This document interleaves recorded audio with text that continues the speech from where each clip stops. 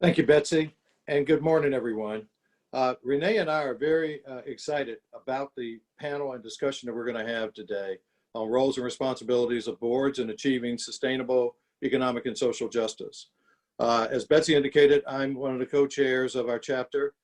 Betsy and I co-chair together, and then Renee is a long-term member of the National Association of Corporate Directors Atlanta chapter, as well as a corporate board member on several corporate boards. We are excited to have Dr. Beverly Tatum and Mr. Herman Bulls here as our panelists. Renee will be monitoring the chat room for your questions. And we will be asking some questions initially of our panel. And then as time allows, we will then go through some of the questions that you put into the chat room. So we remind you to drop your questions in. We will not be taking them live throughout the program, but we will be taking them, excuse me, as grouped after the primary presentation. So with that, I will, on behalf of my program co-chair, Renee, introduce our speakers. Welcome, Renee, and welcome, Dr. Tatum, and welcome, Mr. Bulls. Thank you. Okay. All right.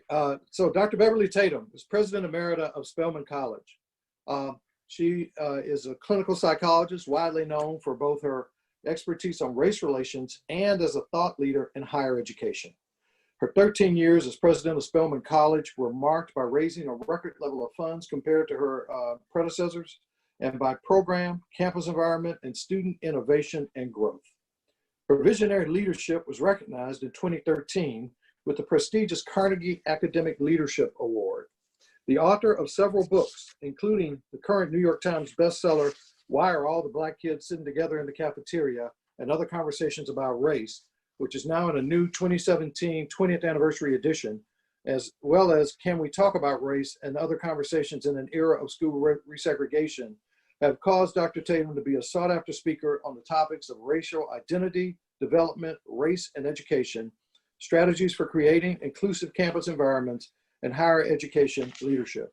And as a surprise for our attendees, we're making her current New York Times bestseller book available after this session. In 2005, Dr. Tatum was awarded the prestigious Brock International Prize in Education for her innovative leadership in the field. A fellow of the American Psychological Association, she was the 2014 recipient of the APA Award for Outstanding Lifetime Contributions to Psychology. She's a civic leader in the Atlanta community and serves on the corporate board of Georgia Power and the governing boards of the Westside Future Fund, Achieve Atlanta, Morehouse College, and the Toll Charitable Foundation.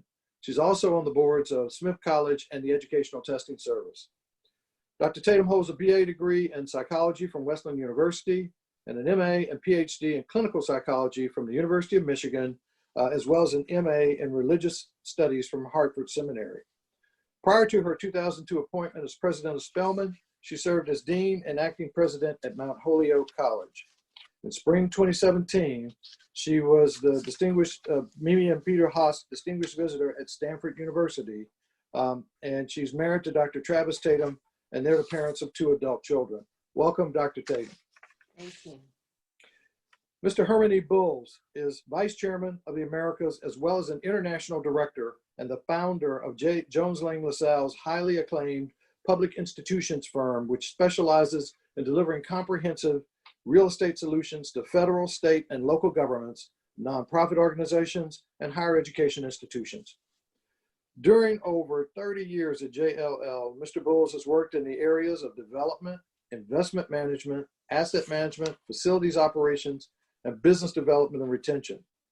He provides thought leadership and strategic guidance within the firm and to senior level client executives on issues related to real estate, occupancy, the environment, corporate governance, and social trends. Mr. Bulls has served as an expert witness on real estate matters in court and testified before congressional committees on real estate issues. Herman co-founded and served as president and CEO of Bulls Capital Partners, a multifamily financing company with partners including Fannie Mae, SunTrust, and Goldman Sachs. And additionally, he founded Bulls Advisory Group, LLC, a management and real estate advisory firm. Well, prior to joining Jones Lang LaSalle, Mr. Bulls completed almost 12 years of active duty service with the United States Army. His last active duty assignments were working in the office of the Assistant Secretary of the Army for Financial Management at the Pentagon and as an assistant professor of economics and finance at West Point. He has completed the Army's Airborne, Ranger, and Command and General Staff College courses and served overseas in the Republic of Korea. He retired as a colonel in the United States Reserves in 2008 and received the Legion of Merit Award. He serves on several public, private, and not-for-profit boards, including USAA, Comfort Systems, which are on the NYSE, Collegiate Education, the Real Estate Advisory Committee for the New York State Teachers Retirement System, and nonprofit board activities, including the American Red Cross Board of Governors, the West Point Association of Graduates, and the Military Bowl. Mr. Bowles received a BS degree in engineering from the United States Military Academy at West Point and an MBA in finance from Harvard Business School. Some of his many awards, professional awards and recognitions include the National Association of Corporate Directors Top 100 Directors in America in 2017, Global Game Changer Award from the President's Roundtable, Inc. in 2018, and the Most Influential Black Directors in Corporate America from Savoy Magazine in 2016, 17, and 20. There are many others that he's received. Some of you may recall that Herman presented with a couple of panelists the BRC report on diversity at one of our luncheon meetings in Atlanta in 2017. Welcome, Mr. Bowles. We are so happy to have you both here, and there are so many angles that you can certainly approach in discussing our topic.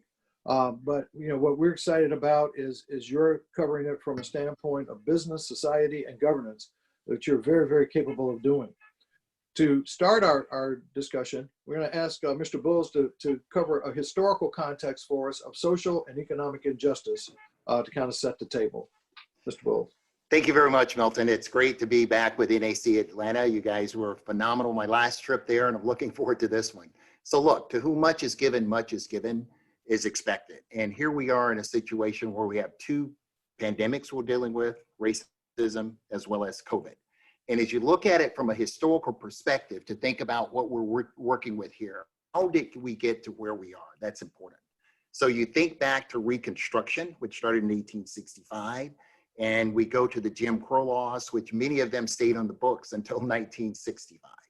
And that's quite a bit that you go. And let's look historically, even from the perspective of separate but equal. That started in a case, Plessy versus Ferguson down in New Orleans, and who could ride on a train car and how they could ride. The Supreme Court ruled that it was okay to have separate but equal facilities.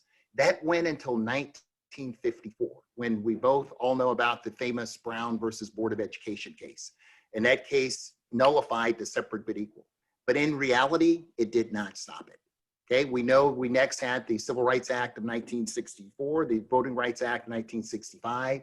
And in those instances, we had the opportunity to make de facto many of the things that by de jure had not happened previously, even though the laws were on the book. And what we've got to think about is how is it that we came to a situation where if you look at the income of Blacks today is 60% of whites on average. But here, Milton, is the most alarming statistic, and our co-host will talk about this, is that Black net worth is 10% of that of whites. And when you have all of that going on, you've got issues. And that's a historical perspective where people can say, I don't like quotas, I don't like affirmative action, but it's like starting a race. And when you think about particularly the wealth gap, when you have your kids participate in the Girl Scouts, Little League, et cetera, those are the skill sets that allow them to become productive adults. Likewise, when you have that equity in your home, that is what gives you the opportunity to go and be successful. And we've had aspects of racism from both the federal, state, and local government over the years. Let's think of everything from redlining. Let's think of everything from establishing the projects where we're concentrating poverty in one area and expecting something to happen. Let's look at the interstate highway system when it went through many minority neighborhoods and separated them from mainstream. So there's enough accountability to go around, and we'll talk about some ways later, Milton, and perhaps what we can do to make it better. Well, thank you very much, Herman. Those are some great insights. And you know, you mentioned interstates, train tracks also tended to be a divider. historically. And there's just so many different factors that may not meet everyone's eyes. But as you begin to then study and understand them better, you can see that there are just some really structural impediments that do really get in the way. Yeah, and the other thing I'll add to that, I'm a kid of the 60s, just like you are in some aspects. So all of these issues that I just spoke about, to me, they're really personal. Growing up in Florence, Alabama, I can recall riding down Florence Boulevard and seeing the KKK in their hoods with their buckets out, selecting money. I remember going to the movie, having to go through the side door and only seeing the movie from the balcony. I can remember going to the bus station and going to the department store and seeing signs that said blacks only, whites only on the water fountains in the facilities. I recall going out with my family to dinner, going to a restaurant, having to go to the back door to get the food and not being able to go in and eat it. So this is not things that are 100 years away. These are certainly things that my kids may not understand as well, but they're very, very fresh. And many of these incidents that have occurred over the last 6 months, for me anyway, has brought a lot of those memories back to the surface. Thanks for sharing that and for opening it up like that, Herman. We really appreciate it. One of the things that also gets in the way is that sometimes people find that it's just very difficult to talk about race. And so, Dr. Tatum, how about giving us some insights on why race is so hard to talk about?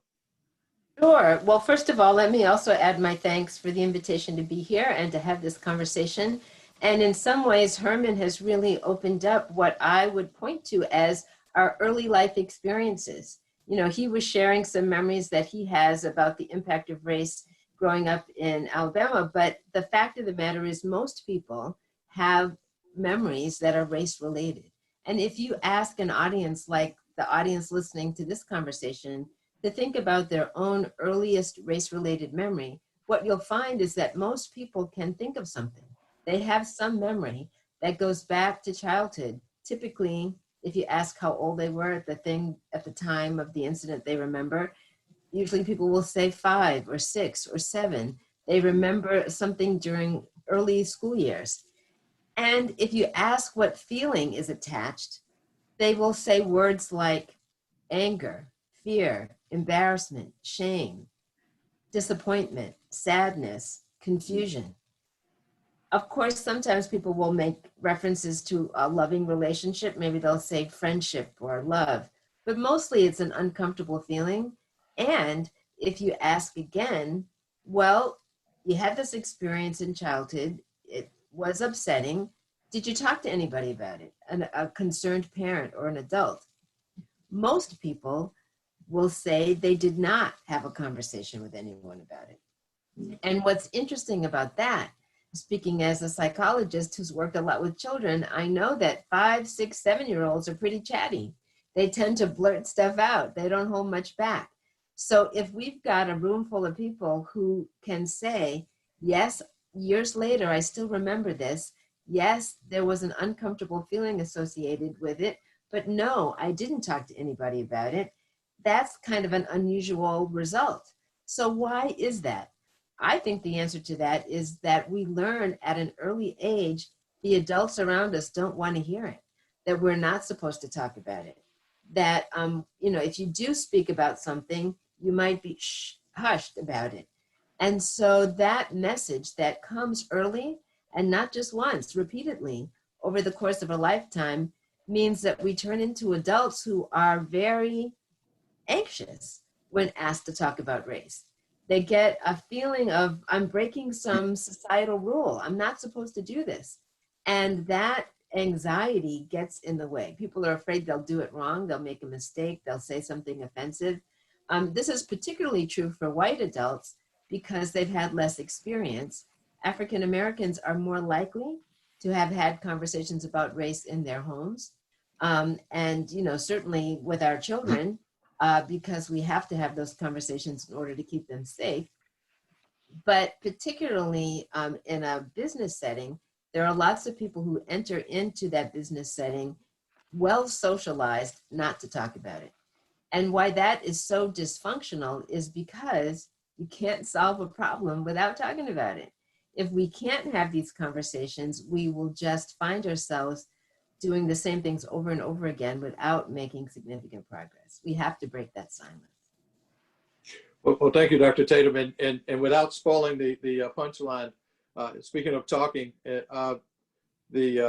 title of your book is really intriguing about why are all the black kids sitting together in the cafeteria. If you might want to give us a little snippet from that about talking about race. Well, I'm happy to just say a word about that because, as we know, it's not just the kids, right? When we talk about why are all the black kids sitting together in the cafeteria, that's a well documented and observed phenomenon in racially mixed high schools. Obviously, it's not a relevant question. If all the kids are black, then we're not asking why are the black kids sitting together. But in racially mixed schools, it's particularly at the high school, middle school and high school level, it's very common to see that. And I talk about it in my book as really a phenomenon associated with connecting for social support. When kids become more and more conscious of the impact of racism in their lives, which is part of growing up, the more mature you are, the more likely you are to have experiences with racism in the wider world. And you are likely to seek out peers who are having similar experiences as a way of supporting one another. It is not uncommon to see similar kinds of groupings in the workplace, to see people of color gathering together, particularly if they are in the minority, because it's a way of supporting one another. It makes sometimes nobody ever says, why are all the white people sitting together? But of course, that is part of the dynamic. We are drawn to people who we believe have shared experiences, with whom we feel most comfortable. And I will say, and I do say in my book, there's nothing wrong with people connecting across shared experiences. We also, however, want to be sure that people know how to engage with each other across lines of difference. So it's not either or, it's both and. And in fact, because there's research to show, particularly at the college level, that when kids of color have the opportunity to gather together, they get energy from that experience, which empowers them to be more engaged across lines of difference. The same is not true for white kids. White kids who spend all their time with other white kids in a college setting tend to be racially isolated and are avoiding or not benefiting from the diversity in their higher education community. The same might be said in the workplace, that if white people are gathering with each other without connecting across lines of difference, they're missing out on opportunities to learn. Of course, by definition, if you're in the minority, even if you're spending time with peers that look like you still are going to have cross-racial experiences because it's necessary as a consequence of the work that you do. So I think it's important to understand that if you are in the numerical minority, if you're part of an underrepresented group gathering together, that gathering together does not have the same meaning as when members of the dominant group are gathering together and excluding you. Thanks for those insights. That's very helpful and to understand. And as you point out, it's hard to solve a problem you can't talk about. And so the more we can help people understand how important it is to cross those bridges and come together around common solutions for the companies that they lead, for the organizations that they may lead as directors, the more effective we'll be in creating opportunity and progress. We've got a poll question we're going to tee up, and that is, how often does your board have training on race, diversity, and inclusion or implicit bias? And that's up. Please vote. Please give us your answers. Because that's one of the things that some companies say, well, we'll do training on diversity, we'll do training on implicit bias, et cetera. So we'd like to get from you what's happening in your company. So please give us your answer.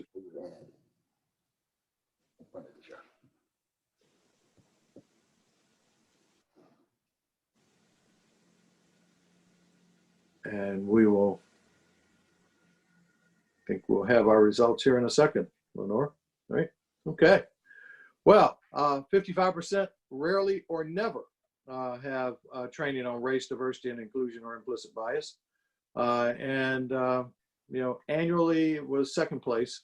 And we appreciate the 44 people who voted.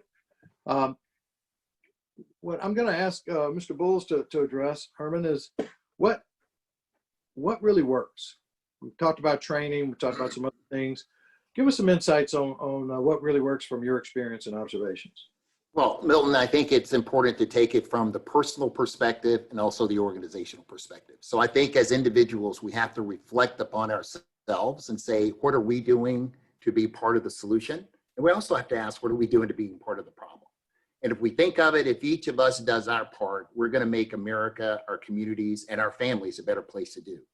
From the corporate perspective, I think it starts to know you got to have some common definitions to understand things, okay? Look at social norms, but we've got to be careful with the social norms because in the 40s, the KKK was okay, right? And most people do things because my conscience is bothering me. I would say that's not sustainable because there's going to be another news cycle. Some people do things because their competitors are doing it. Well, what happens when your competitors stop doing it? And as an organization, I think as we look at diversity particularly, we need to look at it as a business imperative. Think about it. Sometime between 2035 and 2040, you're going to have the majority of people in America going to be people of color. And if we think about that from a business perspective, as a board member, how are we looking around the corners? How are we looking to say, who are our employees going to be? Who are our customers going to be? Who are our suppliers are going to be? So we need to make sure we can communicate and make sure we can participate on that. And I tell organizations, this is the first thing you have to do. The first thing you have to do is admit and acknowledge that you have a problem. We've got great MBAs running these organizations. And you know, you look at your income statement, your balance sheet, your cash flow statement, and if something's wrong, you know what to do to go and fix it. Well, you know you have underrepresentation, whether it be by gender or race or ethnicity, and you have to go and do something about it. Then you have to have some aspirational goals. And transparency, not only with yourself, but with your board and your employee base is so important. Be willing and have the courage to say, this is where we are. This is our commitment to go where we want to be. And with that, there needs to be that same MBA training and project management with a feedback loop. What did we do? How successful was it? And then we report the results back. Okay, because transparency is one of the best antiseptics that I know. Next thing that's important is communication.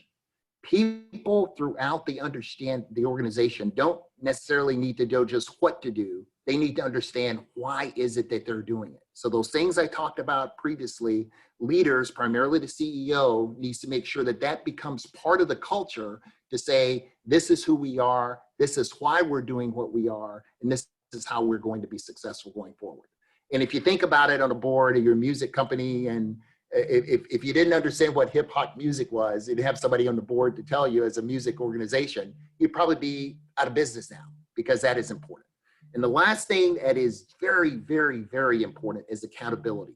Who is responsible and how are we going to provide the appropriate rewards and or disincentive rewards for people exhibiting the behaviors that not only replicate what we want to be as an organization and our culture, but how is it that we are going to compete in the next century?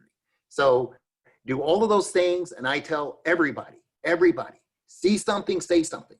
When you see something, whether it's the microaggression, whether it's the unconscious bias, which we all have, and this is an interesting question talking to Beverly earlier. Most of us have unconscious bias. So if I ask you if you have unconscious bias, you'll probably tell me yes. If I ask you if you're racist, you'll say, of course, I'm not racist. And your unconscious bias can be perceived by the recipient as something being racism. So it's important that we look at ourselves and answer those questions. Well, those are great points. And I think that you know, what it all boils down to is that we're all going through change. We're all growing in different ways in a bold new world. Growth sometimes can be uncomfortable, and change sometimes can be uncomfortable. But if we don't change and grow in a dynamic world, then the alternative is not very good either. So I think that you know, you all are giving us some great things to think about, and we're really grateful for that. And so we have another poll question, and that is, what is your board's view on diversity and inclusion and economic justice topics? So Lenore, I think you're going to put that question up for us.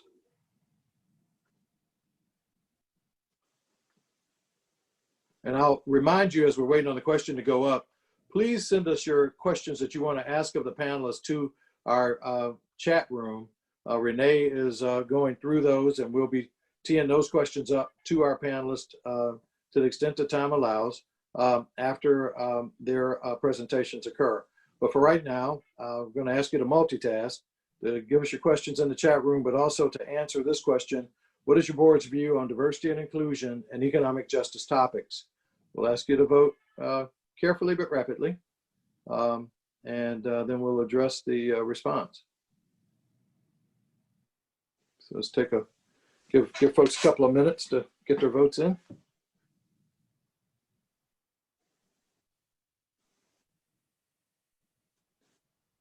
All right. Well, we've got a strong lead vote there at 60%, saying that it's a business imperative that requires action and review. And then important social issue, but not a business issue in the view of some. And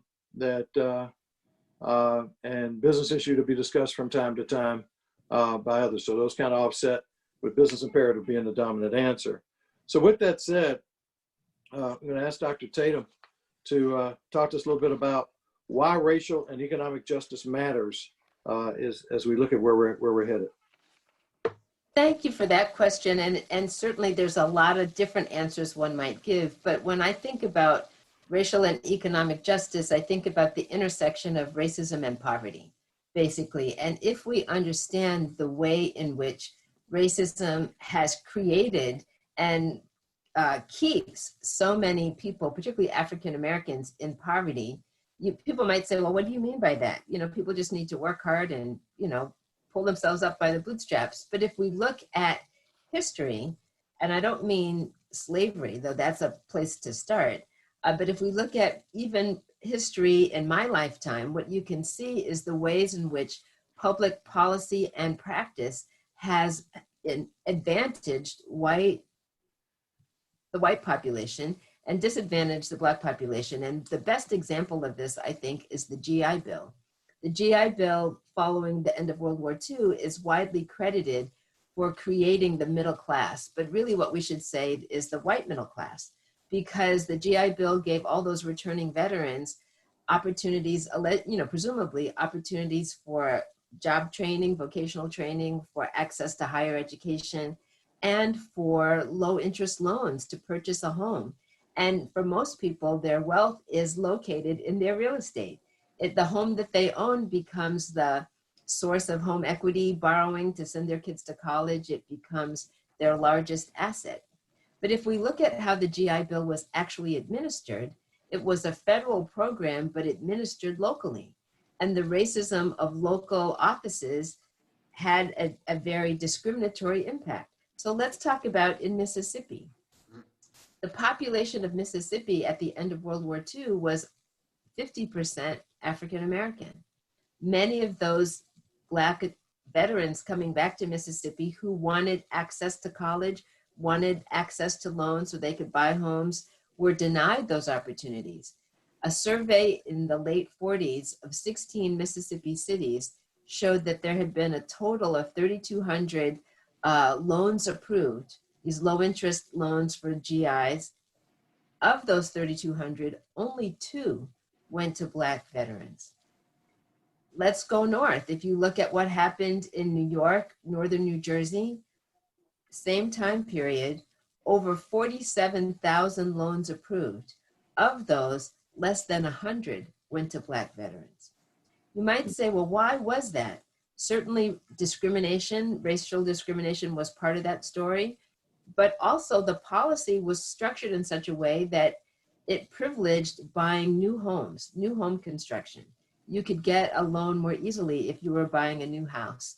Well, where were the new houses being built? They were being built in suburban communities, building projects where the builders sometimes said, in fact, frequently said, no Black buyers allowed. Basically, these are going to be all white suburbs. When we hear leaders, even today, talking about preserving the suburbs, preventing affordable housing units going up in the suburbs, what we hear are responses that go back to a history of racial segregation. And it's not even old history. I was born in 1954, the year of Brown versus Board of Education. My father was a World War II vet. There are lots of people of my generation who experienced the negative consequences of that kind of discrimination. And when we see the fact that wealth is an intergenerational experience, that it's not a surprise then that for every $100 of wealth white families have, Black families only have $10. And that has everything to do with these past policies and practices. And what difference does that make in terms of business? Certainly Herman was talking about the changing demographics. If people are chronically poor, they don't have money to buy what you're selling. They don't have the resources to send their kids to college and educate the next generation of employees. It inhibits and limits the growth of our society across all of our interests, not just the interests of those who are struggling to get out of poverty.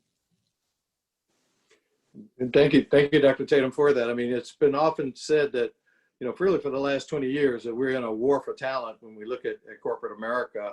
And so to your point, if we, and to Herman's earlier point, winning that war is a matter of having environments that people are comfortable coming in and staying in, and being able to grow in. And so, just would like you've touched on that very well, in your comments about the demographics of the marketplace. And I think as we think about it from a board perspective, I'd like each of your comments on how we think winning strategies can be developed to reach these bold new markets in more innovative ways. Yeah, Milton, I'll start on that. And probably like many of us who are African American, and if you're on a board, you're probably one of a few, or if you're a woman, you're one of a few. And it's very interesting to note what has happened, particularly since the California law went into place in terms of gender representation on boards. The number of female board members has been phenomenally increased over the last year. And this is something I'll talk about here because even in organizations that I'm involved in, we'll talk about diversity. I'll never forget, I was at a meeting and one of the leaders got up and said, 42% of our hires in the first quarter were diverse hires. And everybody clapped and went on to the next slide. And I went up to the individual later, and there was, say, 300 people in the room and supposed to be the top performers. And there were 4 other Black people in the room. And I asked the person, I said, how do you think that made me feel when you made that comment? And the comment was factual. However, it was based on primarily gender diversity. So one of the things that we have to do, and we have to be very careful to not make it a zero-sum game in terms of gender versus race. We must make it a collective effort. But I go back to what I said earlier, Milton, we've got to disaggregate the numbers to look at them. And those of us who are board members, no matter what our persuasion are, but there's a little more of a responsibility on a Black board member to have the courage, the knowledge, and the respect from your peers to bring these subjects up in such a way that you can not necessarily be disagreeable, but bring up things that are important for the long-term well-being of the corporation. It's not a social justice program, it's a business program, and it's important that each of us have that courage to speak up, stand up, and make a point on how we can make our organizations better in the future. Thank you, Herman. Beverly, thoughts? Yeah, well, one of the things I did when I was president of Spelman, which turned out to be actually a wonderful experience, was to invite corporate leaders to come to campus and speak with graduates, Spelman alums, Black women who were working in corporate settings. And what was really interesting about that set of conversations, because we did it more than once, was that these Black female executives had the opportunity to share their experiences in the workplace with corporate leaders, but we were intentional by allowing, creating space. So let's say, if one woman was working for a particular corporation, the corporate leader she was talking with was not from her own organization. So there was a certain protection, right? You know, you could speak candidly because you weren't talking to the person for whom you worked. But what was striking about it was that the corporate leaders, the CEOs, said that they had rarely had the opportunity to have that kind of candid conversation. That, they didn't know some of the things that these women were sharing. They weren't, they hadn't had the opportunity, or maybe people were afraid to share as candidly as these women had. But what was really striking was that once they had the information, the corporate leaders were then better equipped to go back to their own organizations and ask the question. And, is this happening in my organization? Are these microaggressions happening in my organization? Are these policies in place in my organization? What policies do we need to put in place to better not just protect, but advance the success of the women, in this case, Black women, who are underrepresented in our organization and other underrepresented employees. And so I share that example simply to say that there is sometimes a just lack of awareness, lack of information. To Herman's point, the Black corporate director may have insights. And sometimes, in my experience, sometimes Black employees will reach out to the Black corporate director to, whisper in the ear some concern that they have, because they know you have a voice that might be helpful to share perspectives that are not otherwise being shared. So I just think it's really important to find ways to bring these experiences, these stories, these narratives to light, because you can't make policy decisions, good policy decisions, in a vacuum. You need information, and we need to create opportunities for that information to be shared. Well, thank you for that. I know that one thing I've heard you say in the past, Dr. Tatum, and I think, Herman, you said words that are similar, is that, we talk a lot about diversity. We don't talk as much about inclusion. I love the words you use. Diversity is being invited to the dance. Inclusion is being asked to dance. And equity is getting to the dance no matter what your mode of transportation may be, Dr. Tatum. As we recap what we've talked about so far, and then we're going to go into questions from the from the audience that Renee will cover.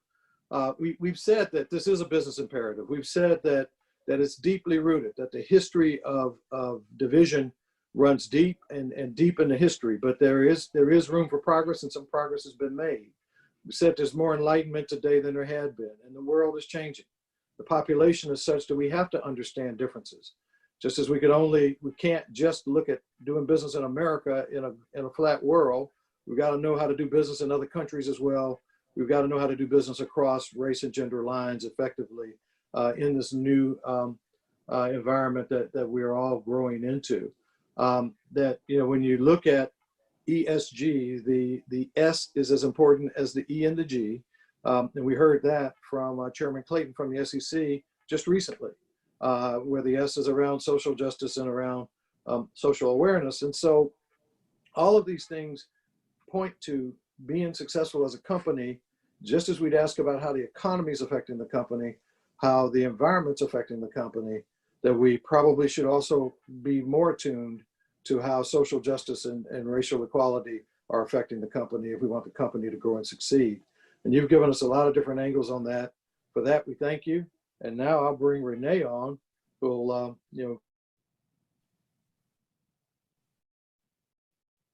Okay, I'm here. Well, first of all, the conversation has really been terrific, and thank you so much for your insights. I'd like to get the conversation, our Q&A section, going with this question. Oftentimes, I think the difficulty around discussion about race is people often start out by saying, gee, I'm not a racist. I'm not responsible for all of this. So what is the difference between racial prejudice and systemic racism? Because if definitions matter. And quite frankly, we're all complicit in not changing systems. So let's talk a little bit about that. Beverly, Herman, love your thoughts. I'd love to start on that if I might, because I do think words matter, and it does help to have some shared understanding of how we're using terms. So, many people, when they say something is racist or someone is racist, what they really are meaning is that somebody is expressing racial prejudices, attitudes, individual attitudes that are based on stereotypes or misinformation that somebody learned growing up. They're telling racist jokes, or they're doing other things. Maybe they're using offensive language, and or maybe even they're engaged in behavior that is discriminatory or hurtful in a very intentional way. And we would all say that that's a problem. We would all look at that behavior and we would all agree that that's a problem. But other people will say, well, I don't do those things. I don't use offensive language. I don't tell those jokes. I'm not discriminatory, at least not intentionally so. I don't think I am. And so therefore, I am not a participant in racism in any way. And what we have to understand is that racism as a system, as policies and practices that have been built in to the way our country does business, as in the example of the GI Bill that I talked about, the policy itself didn't say discriminate, but the way it was implemented was discriminatory. And so there are lots of examples we could use like that. But having said that, what I mean is that these systems have been in place a long time, and none of us, Beverly Tatum, Renee Glover, Milton Jones, Herman Bowles, none of us is personally responsible for those systems. They were in place when we arrived on the planet. I like to just use this as an analogy. If we think about those systems as being like a cycle, like a moving conveyor belt, the analogy I use in my book is that the conveyor belt, like the moving walkway at the airport. You step onto that walkway and you can stand still, and yet you're still being carried forward. There's some people on that moving walkway who will walk fast. And we might think of those people as maybe white supremacists, maybe people who are embracing the racial ideologies that are fueling that conveyor belt. Maybe they like the way that conveyor belt is moving and where it's taking us. But there are other people who would never put themselves in that category, who would say, I don't like that vision of the future. I don't want to be part of that. But they're standing on the conveyor belt, standing still, but still being carried along because that's the way the status quo is operating. And they would say, I'm not racist, but they're not interrupting the process, right? They're not interrupting the process. So in some ways, just standing still contributes to the ongoing system of racism in our society. If you want to interrupt the process, you have to turn around. But if you just turn around and still stand still, you're now being carried along, but you're traveling backwards. And maybe you don't see where you're going, but you're still part of that system. It's really only when you start walking fast in the opposite direction that you can interrupt the process. And that's what we call active anti-racism. We hear that term a lot these days. How to Be an Anti-Racist is a very popular book. What it means is that you have to be doing something against this status quo, against the racism that's so embedded in our society if we want to interrupt it. So really, I think the most relevant question is never who's a racist, who's not.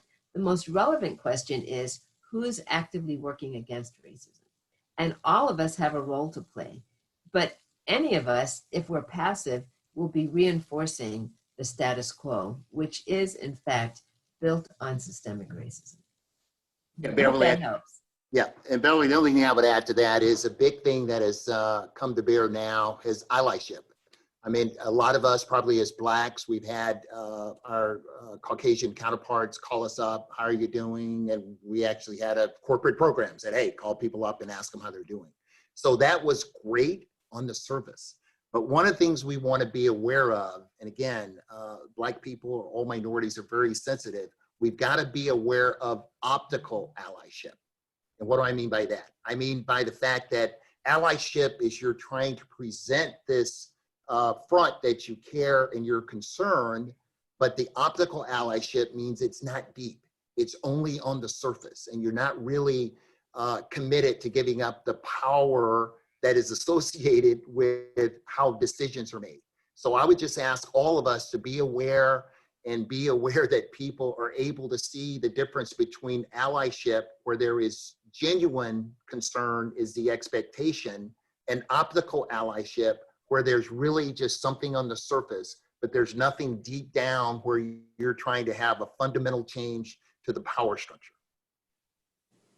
If I could underscore that, you know, if I could just add to that a little bit, the, you know, a true ally is an ally even when you're not in the room, right? So sometimes there are conversations, policies that are being discussed, practices that are in place that are reinforcing, intentionally or unintentionally, reinforcing the racism in our systems. And if I'm in the room and someone says, well, we need to do something about that, and is trying to do that to impress Beverly Tatum, you know, I want to be Beverly's ally, I'm speaking up, you know, that's one thing, but it's even better if that person is speaking up when I'm not in the room. And I think that comes back to what you're saying, Herman, that it's really, allyship is defined by the action, not the, you know, you have to walk the talk, not just talk it, you have to walk it. So here's an additional point of data in terms of just progress. So today, there are approximately 4 Black male CEOs of Fortune 100 companies. There are 0 Black women CEOs of Fortune 100 companies. And then the senior leadership at many Fortune 100 companies don't have many African Americans at all. And so the question then becomes, you know, we talk about pipelines, and, you know, there's this discussion about, well, people aren't ready, it's too risky. And so I really would like some insights on that. And then we received several questions about how do you measure, what metrics are you using to show that you're actually advancing and making progress. So I'd love for you both to comment on those questions. Okay, I'll start, Beverly. At the Executive Leadership Council, which Milton's also involved in, we have a CEO summit. And one of the things we did, I remember a couple of years ago, we very intimate setting, 20 CEOs, say, with an ELC member. Executive Leadership Council, for those who do not know, it's an organization of the top African-American executives in America that are at least 2 levels reporting to the CEO of the organization. So very senior people. And one of the things we talked about there was, you know, how did you get to your position? And in each case, there was an indication that someone took a chance on me. And this is what it will take to take those statistics, Renee, and make them better. So I go back to what I told you before. It's not a social program. It is a business imperative. When the social disruption started in the spring, those C-suites that did not have anybody that looked like the 3 of us in the room, they were sitting there guessing, playing Pokemon. You know, what's our response going to be? And the typical response is, let's get all the Black employees together. Let's ask them what we should do. Let's write a memo saying what we support. And let's give some money to a social justice organization. And again, as I said, that would happen. And then the next news cycle comes, no metrics, no commitments to change. And I think one of the things now is that everything that's gone on over the last 6 months, many people have gone on record saying all of the great things they're going to do in the height of this emotion. And I advised all of the organizations I'm involved with be very careful for the commitments that you make in this time. Make sure you meet those commitments, because I think the eyes will be on, and it'll not only important for your market, but it's doubly important for your employees. If I might add to what Herman has already said, I think this is one of the places where leadership really matters. If you are serious about expanding the pipeline of talent, then you have to start really at the beginning with your initial hiring, right? People have to be in your pipeline in order to be able to move through the organization. We talked earlier about unconscious bias. One place where it's very clear that unconscious bias shows up is in hiring practices. People tend to hire people like themselves unless they're very intentional about expanding opportunity. So, there are a number of social science studies that have shown identical resumes with different names attached to them lead to different outcomes, right? So the identical resume with the name, Jamal Johnson has a different response than the same resume with the name John Smith. Now, John Smith might be a person of color, but it likely is to be perceived as a white person's name. Jamal Johnson is likely to be perceived as an African-American person's name. And if in fact that is the case, the same resume leads to different results. John Smith is more likely to get an interview, a callback, than Jamal Johnson with the identical resume is going to do. In fact, there are some studies that show that even John Smith, who shows, let's say John Smith has a resume where he has had a criminal record, but is identified as white, more likely to get the callback than Jamal Johnson, who has no criminal record. So this is to say bias creeps in at the very beginning of the hiring process. Now, as people move through the organization, of course, every decision about an opportunity, a growth opportunity, development opportunity can be affected by unconscious bias. But if the leader has said, it is important for our organization to look like our customer base, to look like our constituent base. If you bring me a list of high potential workers who don't have that diversity represented, then the leader can certainly ask the question, why not? Who's missing and why is there missing? There's talent in every community. Why am I not seeing this here? So I think it's really important. It was said in my introduction that I am on the board of Georgia Power. I recently retired from the board of Georgia Power, but up until May, served 12 years on that board. And one of the things that I really admired about the way Georgia Power did its work was that at least once a year, the board members would meet with high potential executives. The CEO wanted us to know who the high potential executives were in the pipeline. And I was always impressed by the diversity of that group. It was very clear that that was an intentional practice to be sure that there was a diverse pipeline. I think leadership matters, and this is one of the places where the values that the CEO and the board communicate their commitment, conveys to others what they're supposed to do. One of the things we know about unconscious bias is that it's more likely to operate, more likely to influence decisions when the values around decision-making are ambiguous. The more you can take ambiguity out of the expectations, the less likely unconscious bias is to operate. And so I think, again, that's all about communication, as Herman suggested earlier, transparency, communication, accountability. All of that can help build a more diverse pipeline. Yeah, that's really excellent. And Herman, going back to the report, the Blue Ribbon Commission's report on culture, do you want to talk a little bit about how culture contributes to addressing these issues? Because there are so many tentacles in terms of how change can be made, but what do you observe about the need for cultural change? Yeah, well, thank you very much, Beverly. I was happy to participate in that. And let's all start by defining culture, which becomes the embodiment of what an organization means and stands for, and how we act and behave and how we're viewed. That is our culture.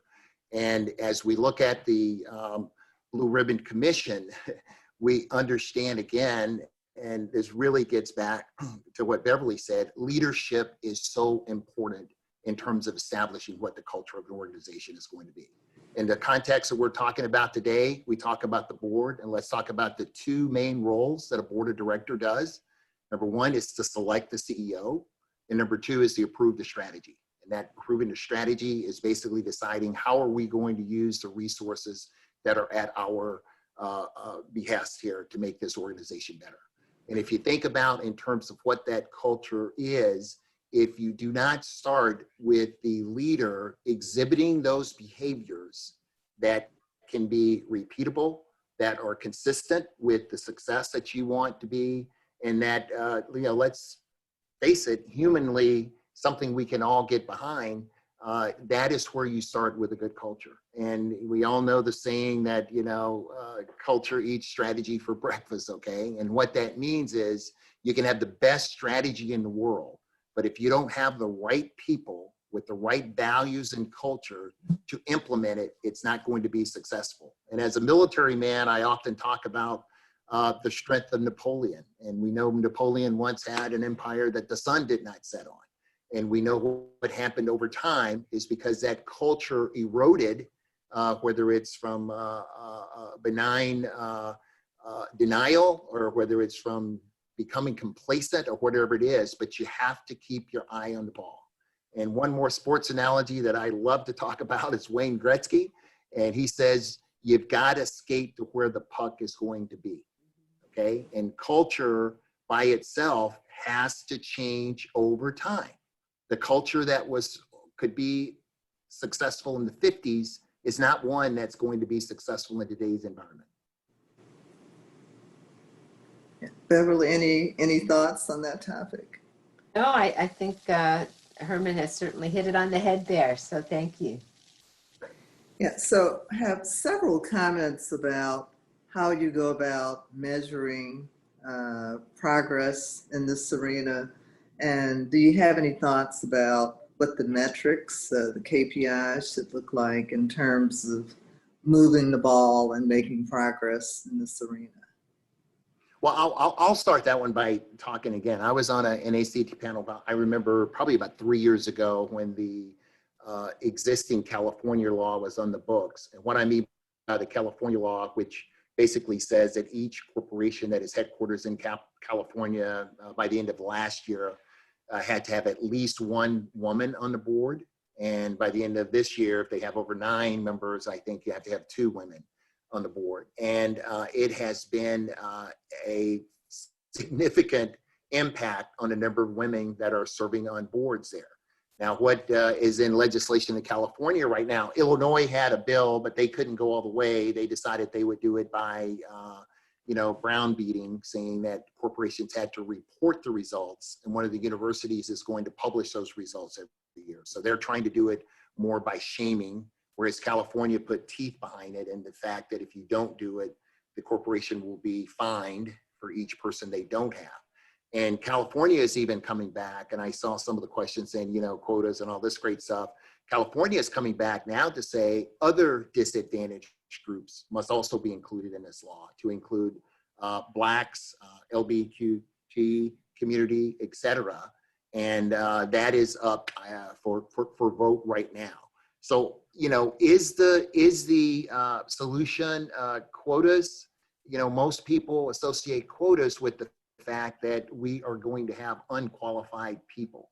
Now, I don't think we have to resort to quotas, but I do think we have to resort to something, whether it's from all of the stakeholders that are involved here. So we know we have the regulatory agencies, starting from the SEC. We know we have the ISS and the other rating agencies that can have some impact. And I saw something the other day, ISS is talking about all of this.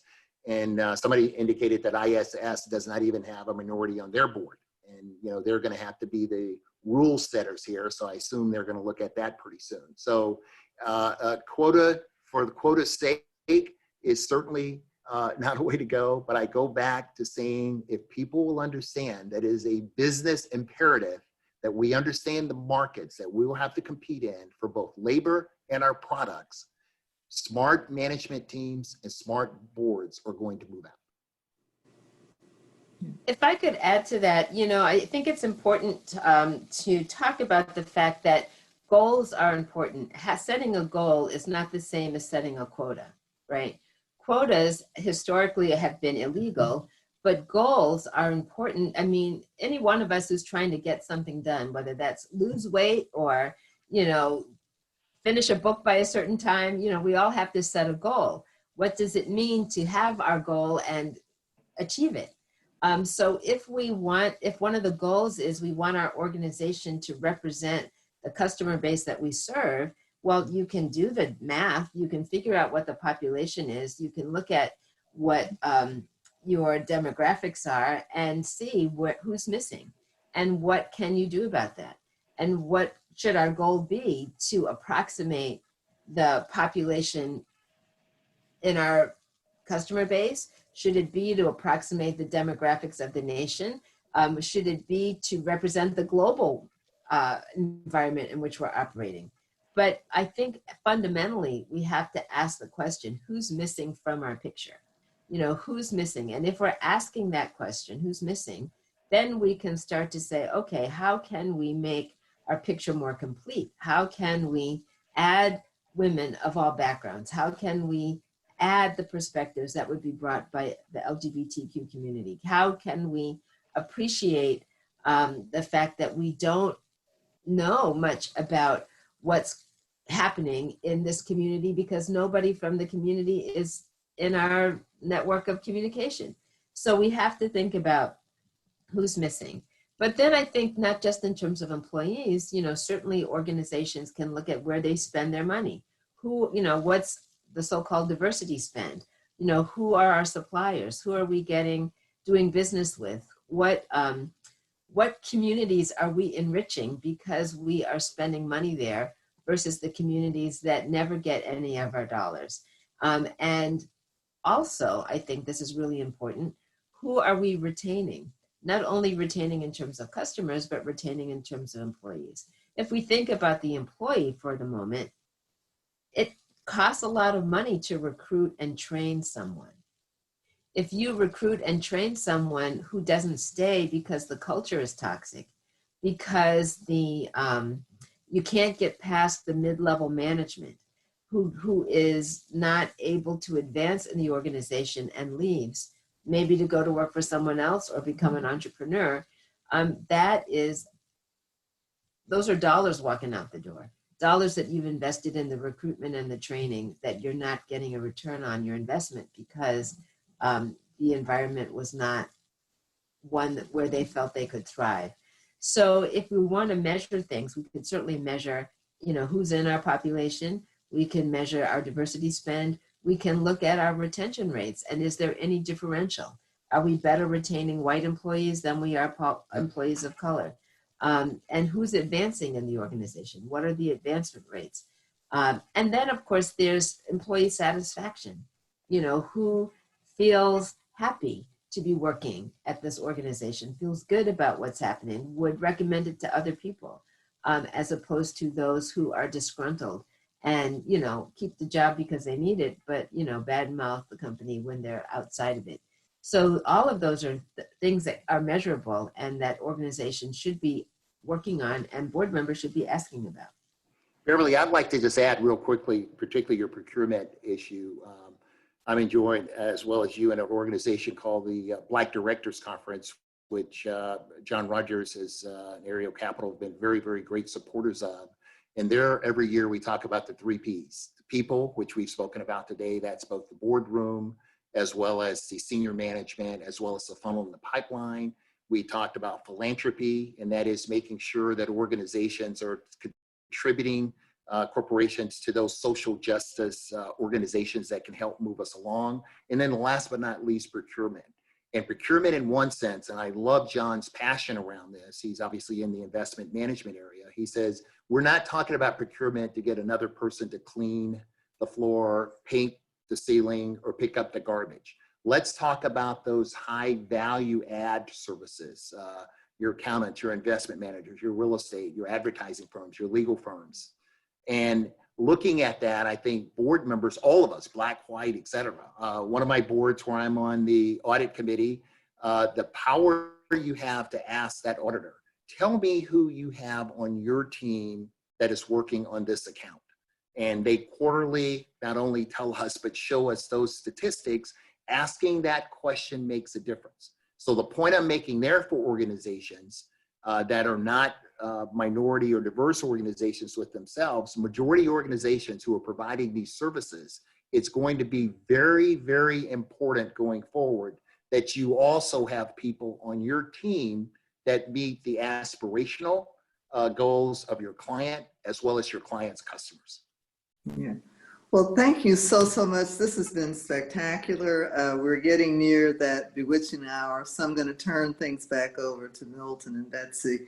And a heartfelt thanks to each of you, Beverly and Herman. And this has just been outstanding. And hopefully this will be one of many. And thank you today for your contributions. Thank you. Thank you very much. Appreciate Yes, it. thanks for having me. You're welcome. So it's been a great day. Betsy, I think you've got some points we need to kind of cover, and then we'll wrap up. I just want to echo my thanks to both of you, and Milton, to you and Renee as well.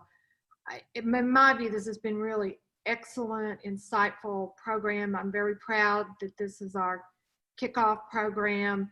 And from some of the comments that I've seen, I suspect that all our attendees feel that way as well. So truly, thank you.